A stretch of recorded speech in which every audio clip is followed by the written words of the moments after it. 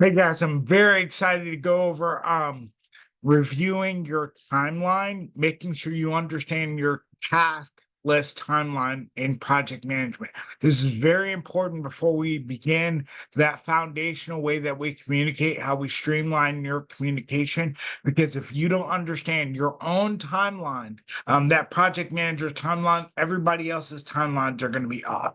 Have you ever been in a situation where you've been thinking to yourself, like, oh man, I really could have done that faster. And then all of a sudden you look over and a team member is procrastinating, or, oh man, we're really on the ball right now. And then a team member is all of a sudden on the ball. Those things are contagious. Your timeline is contagious. And so you want to make sure that you understand your timeline, when you're actually going to move at things, when you're actually going to back off certain things. And also, it's good to understand why.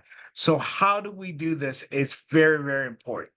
Being able to acquire the data necessary for your history, whether you've had a short history, a medium history, or a long history, whatever that is, career in project management, you want to have some data that says, hey, I started projects at this time. My average time is about 90 days from project start to project completion. Or it's 180 days, or it's a year, or it's 2 years, whatever that average time is, you need to understand that and understand the key milestones, how long it took for you to get to them, accomplish them.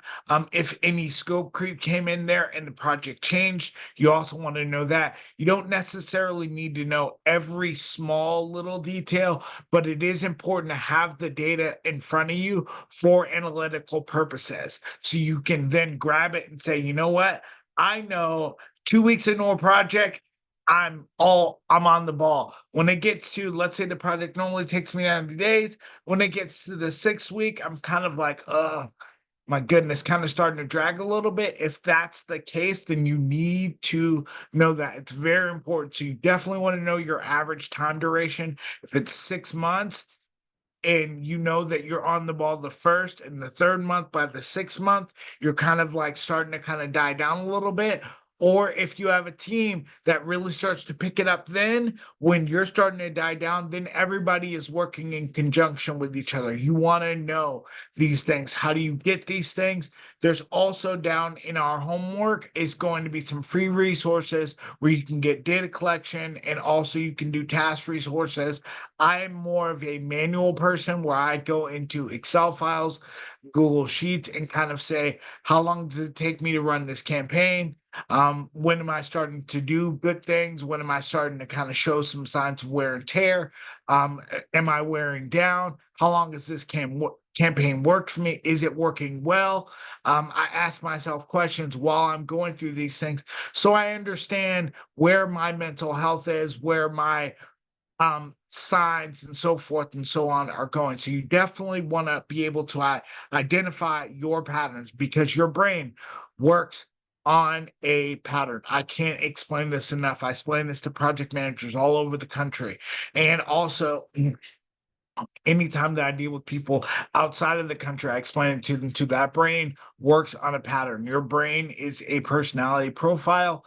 It's going to have different patterns at different points in times. And if you understand that, it will make your job so much easier. So milestone analysis, when you're looking at different milestones that you've accomplished, the biggest thing that you want to understand is, when have I created what we call bottlenecks? And a bottleneck is when there are a really strong issue here, and now I've got to figure out, it's really a problem solving thing. And how am I doing with my conflict resolution?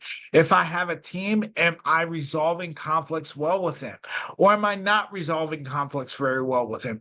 Are we having more bottlenecks or less bottlenecks? If you know that, then you can address it. And it's very important for you to understand that. And more times than not, you're going to find, when you look at this data, this information, they're going to happen around the same time frames. The external factors that you want to look at, that are very important are really have to do with communication things. What's going on with the sales team? What's going on with the business director? What's going on with different the stakeholders? How are they feeling? What are they thinking? And this is all on the timeline too.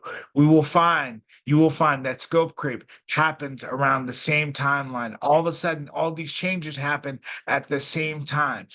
Different requirements come in at the same time.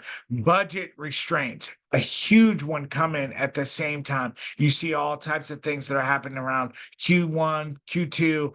Right at the end, all of a sudden, the budget is going crazy. And if you really think about it, if you understand the data and you're looking, you'll be like, as soon as the budget constraints come in, then I know my resources are going to get very finicky. So I need to have contingency plans. Again, that's why you have to have this data so you understand all your history, because every project manager has a different history, and we'll be able to leave you something as far as an example goes so you can see what this really looks like.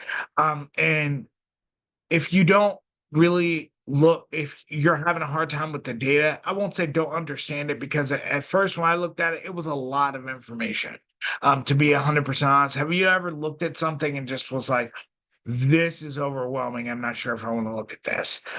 When you're having to look at different things, like, I didn't actually make this milestone, it's not necessarily the funnest part of your day.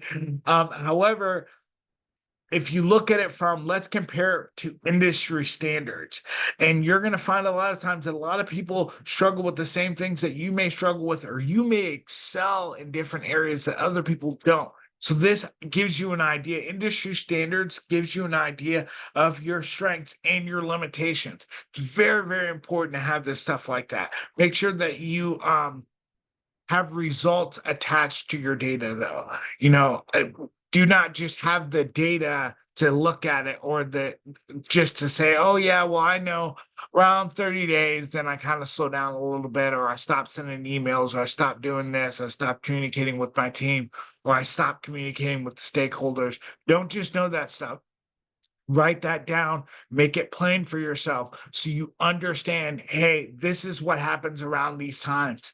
Make sure you have some recommendations for yourself, and look at those resources that we have in the homework. It's very important that you establish some type of resource for yourself, especially if you don't have a team. We work with people that do not have teams all the time. And one of the things that you see when people do not have teams is the presence of micromanagement. And we will go over these things a little bit more as the program goes on, but make sure that you are understanding, getting a thorough review of your history in project management. All right, guys. Well, I will see you in the next video.